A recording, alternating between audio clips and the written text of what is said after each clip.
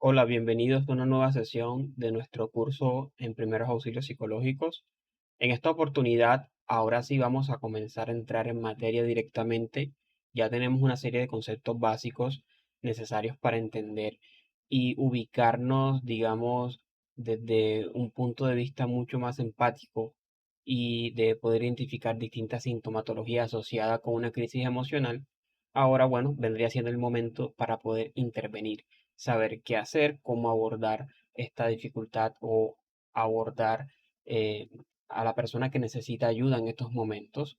Listo, entonces vamos a ver cuáles son estos pasos que se necesitan emplearse en una situación de crisis.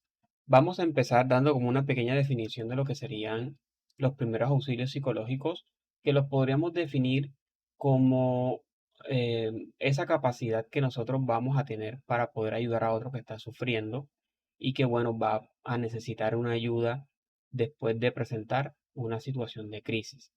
Miren que esta definición que estamos viendo acá no lo está identificando ni como una estrategia psicológica o una metodología, sino que simplemente está hablando de una respuesta que un ser humano brinda o una asistencia que un ser humano brinda a otro ser humano.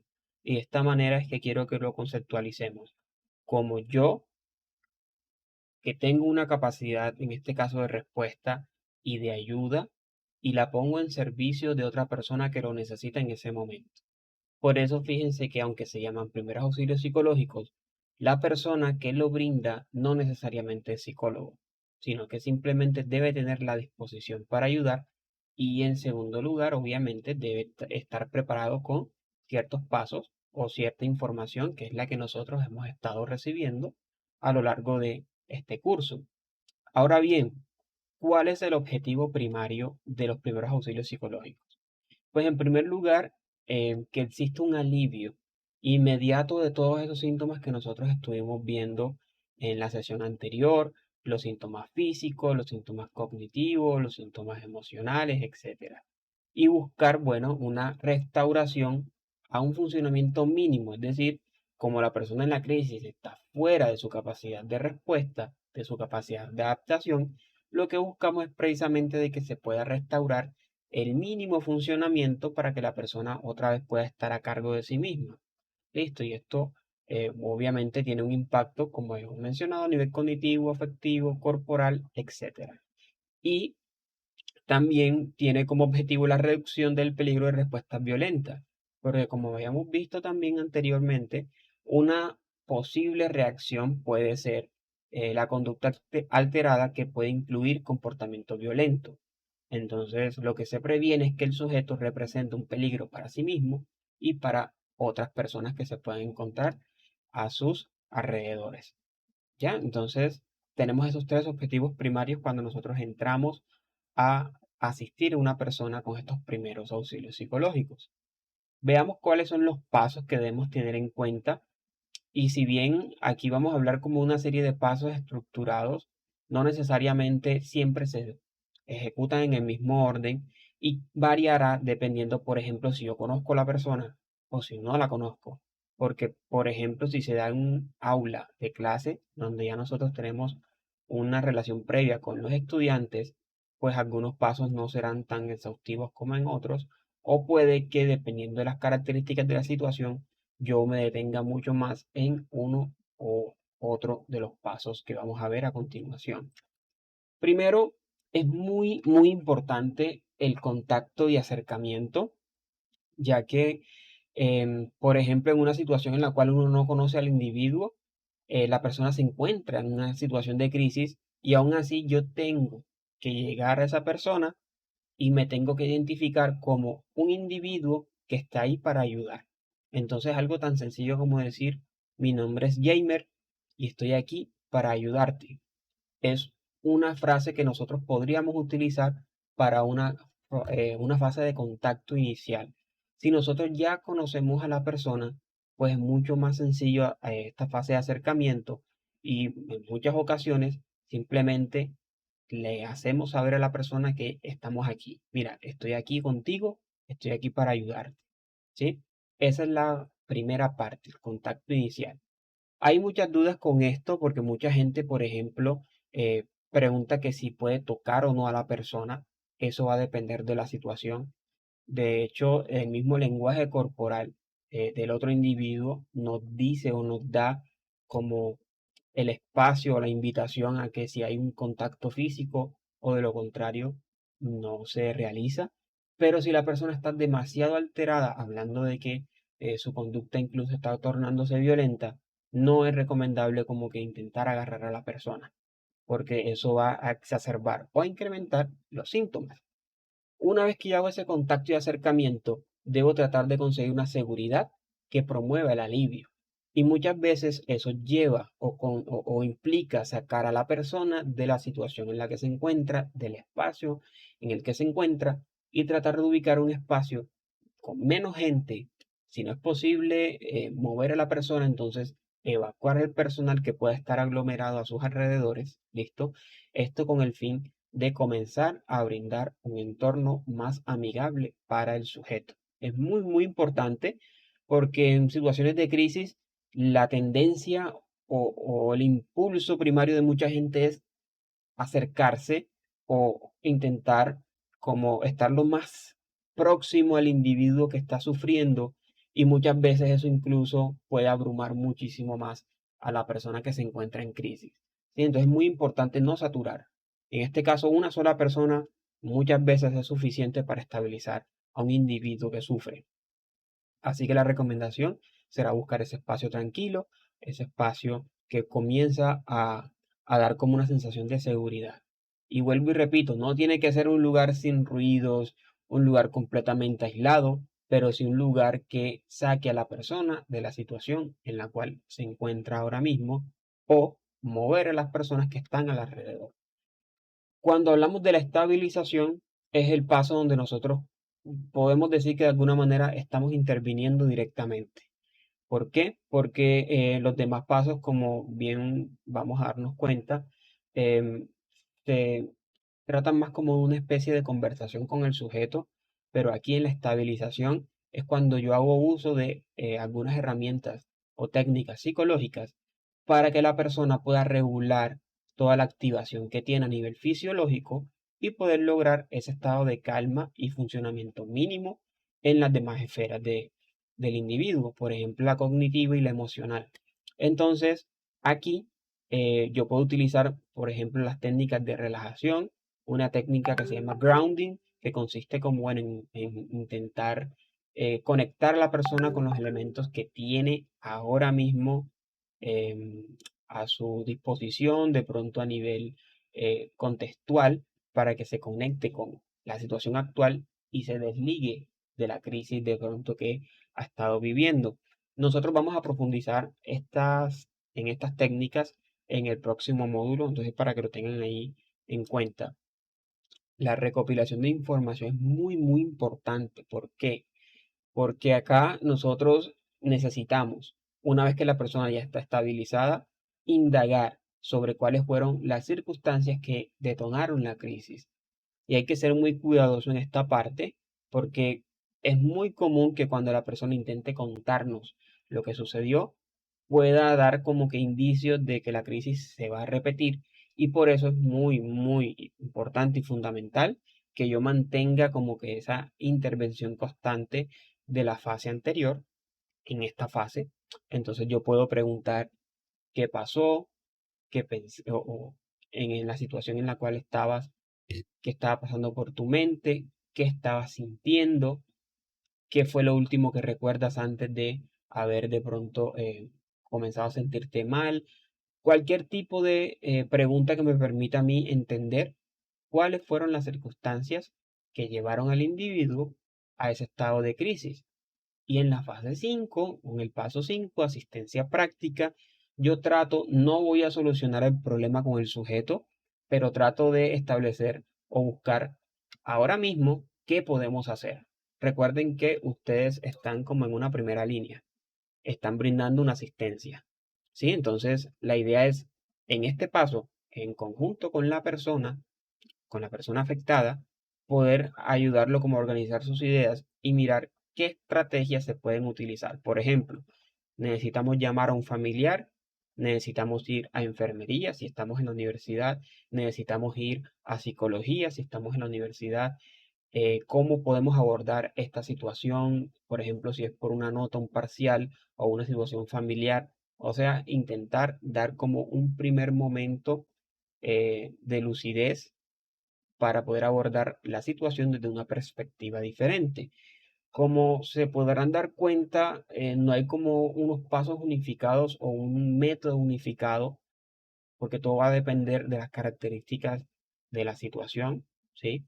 Pero aquí lo que se hace es, a nivel general, es tratar de que la persona tenga como una visión distinta de la crisis, del acontecimiento que detonó la crisis, porque recuerden que él está percibiendo eso como algo que no puede manejar, algo que es incapaz de afrontar.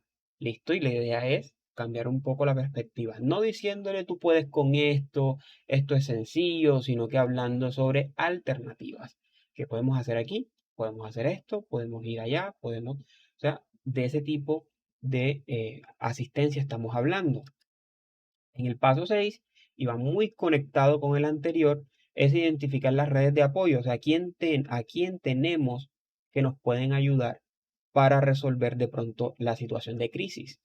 Tenemos un amigo, tenemos un familiar, un profesional de la salud, etcétera, con el cual nosotros podamos incluso remitir, y esto va muy de la mano con el último paso de los primeros auxilios, y es que, bueno, podamos derivar a esa persona a un sistema, a una ruta, donde se garantiza que el acontecimiento que detonó la crisis va a tener algún tipo de intervención. ¿Cómo así? Por ejemplo, digamos que es un problema familiar. Si nosotros estabilizamos a la persona y quedamos ahí o lo dejamos ahí, muy posiblemente en otro momento el evento vuelva a ocurrir. ¿Listo? En ese caso, es necesario que la persona, por ejemplo, pueda tener un acompañamiento por psicología para buscar alternativas de solución o para aprender a manejar emocionalmente la situación o las situaciones que está presentando. Listo, pero volvamos al paso 6. Identificamos esas redes de apoyo y si es necesario, establecemos un contacto, ya sea telefónico, por ejemplo, con las personas que nos pueden ayudar como a resolver la situación, especialmente, por ejemplo, si estamos en un entorno, en un salón de clases donde tenemos eh, otros estudiantes, necesitamos alguien que nos ayude a lidiar con la situación y que posiblemente, bueno, se pueda hacer cargo para nosotros retornar a nuestras labores, por ejemplo. El paso 7 es muy importante. ¿Por qué? Porque antes de remitir, yo tengo que hablar con la persona de acuerdo a la información que ya obtuve en el paso 4, de tratar como de armar o recrear las razones por las cuales el sujeto vivió una crisis. Entonces, por ejemplo, yo le podría decir, mírate, esto que acaba de pasar, esta situación, mira que en este caso estuvo estoy casi seguro de que la situación que estás manejando en tu casa, ese problema que me estuviste contando, tiene mucha relación con lo que te sucedió hoy, ¿sí? Ahí le estoy dando a la persona como una perspectiva de qué fue lo que lo llevó a la crisis, pero no solo eso, sino que también le informo, mm, lo entreno un poco en qué fue lo que le pasó. Entonces le hablo de la crisis que surge en situaciones en las cuales nosotros nos sentimos que no podemos responder, por ejemplo, porque las demandas son demasiado exigentes y que bueno, es una reacción de alerta, perdón, de alarma que nosotros tenemos y que es necesario que podamos abordar la situación de una forma distinta. Entonces lo que estamos haciendo simplemente es como preparando a la persona para cuando él tenga una situación similar, sepa que ahora sí está viviendo una crisis emocional y no, por ejemplo, está teniendo un ataque al corazón, como puede llegar a suceder en una crisis. Cuando hablábamos el módulo pasado de la sensación de muerte que pueden tener algunos individuos. Entonces es muy importante que nosotros hagamos este manejo de las adversidades. Y finalmente remitimos. Cuando remitimos, es muy importante que no nos olvidemos del caso y ya, sino que si está a nuestro alcance, podamos hacer una especie de seguimiento. Es decir, cómo van las cosas, estás asistiendo, por ejemplo, a psicología, o si es algo legal, pudiste tener contacto con los abogados, por ejemplo, y de esta manera la persona se siente acompañada, que es una de las cosas más importantes dentro de estos primeros auxilios. Recuerden que es un ser humano que brinda su atención a otro. Listo. ¿Qué no hacer? Es muy importante saber qué hacer, pero también qué no. ¿Por qué? Porque muchas veces nuestra tendencia, nuestro impulso primario va a ser, bueno, a realizar una serie de acciones que pueden intervenir con el proceso más que ayudar. Entonces, primero, aunque parezca un poco ilógico, si una persona está en crisis, no necesariamente tiene por qué aceptar nuestra ayuda. Así que si la persona en ese momento no quiere ser ayudado, nuestro trabajo, nuestro deber es no intervenir y, por ejemplo, tratar de activar la ruta o una red de apoyo para que, bueno, la persona esté acompañada de algún otro individuo del cual sí quiera recibir ayuda, ¿sí? O podríamos, por ejemplo, darle su espacio, un pequeño espacio, para poder intentar nuevamente ese primer paso de acercamiento. Si la persona de pronto está en una fase en la cual ya está representando un peligro para sí mismo, para los demás, ya la intervención sí es casi que obligatoria, pero mientras no hay que forzar. Es muy importante. No acaparar, es decir, que no nos debemos acercar excesivamente a la persona, ni en lo físico ni en lo emocional. Es decir, que nosotros no debemos ir a entrar a realizar, por ejemplo, excesivo contacto físico, como abrazos, como agarrar a la persona, o que la persona sienta que estamos entrando en su espacio interpersonal, por ejemplo, ya que em, esto puede como empeorar la situación, la persona se puede sentir abrumada. O también cuando nosotros en el paso 4 estamos intentando indagar información, hay cosas que el sujeto no nos tiene que decir que no quiere porque no se siente en confianza y no es el objetivo del paso 4 saber la vida del sujeto, sino saber las razones por las cuales se presentó la crisis, pero entendamos que si el sujeto no quiere contarlo, es mejor no insistir y no invalidar. Va muy relacionado con lo que hemos estado hablando en anteriores momentos, em, cuando hablábamos, por ejemplo, de no juzgar las causas de la crisis. No decir, por ejemplo, pero tú por qué te pones así por esto, si lo único que no tiene solución en esta vida es la muerte. Eso es invalidar la afectividad, la emocionalidad del sujeto. Y aunque para nosotros puede ser algo súper trivial, la persona incluso está experimentando, puede llegar a experimentar sensación de muerte. Listo, una sensación de muerte que a nosotros llegar a invalidar lo que vamos a hacer es poner una distancia mayor entre esa persona y nosotros y fracasamos por completo con nuestro intento de ayuda. No amenazar, por ejemplo, pasa mucho, especialmente en servicios de salud, donde la persona es amenazada con ser sedada, ser inmovilizada, utilizar camisas de fuerza. Y esto, bueno, entonces ya sabemos que va a comenzar a generar una sensación de angustia muchísimo mayor. Porque si la persona ya tiene esta sensación de angustia dentro de su cuerpo, ser restringida, lo que hace es que intensifica muchísimo más los síntomas y no mentir. Y es muy fácil que, por ejemplo, en una situación de crisis, nosotros por querer aliviar al otro, intentemos eh, hablar de unas expectativas poco realistas, como por ejemplo si una persona tiene un familiar que está enfermo y que está en un estado grave, nosotros no podríamos entrar ahí como a sobreestimar la posibilidad de vida de la persona simplemente por intentar que la persona regrese como un estado de calma. Eso no sería ético, porque posiblemente el resultado final no sea de la forma en como nosotros lo estamos diciendo y finalmente puede llegar a presentar una crisis mayor en otros momentos, ¿sí? Y lo de no juzgar ya lo habíamos tocado, va muy relacionado con la con el hecho de no invalidar. Listo, bueno, entonces esto vendría siendo la fase de los primeros auxilios psicológicos. Es muy importante que tengamos como claridad sobre los pasos a seguir. En el aula virtual les he dejado como una versión resumida, una infografía que resume muchísimo mejor los pasos para que tengamos como una idea más clara. Y también hay una actividad que nos permitirá a través de unas pistas intentar descubrir el paso de los primeros auxilios al cual, digamos, se está haciendo referencia con el fin de poder afianzar los conocimientos. No siendo más, por hoy entonces finalizamos con esta sesión. Nos queda una más que sería aprender a intervenir como tal en la fase de estabilización y con eso daríamos finalizado el curso de entrenamiento en primeros auxilios psicológicos. Saludos a todos, que estén muy bien, hasta luego.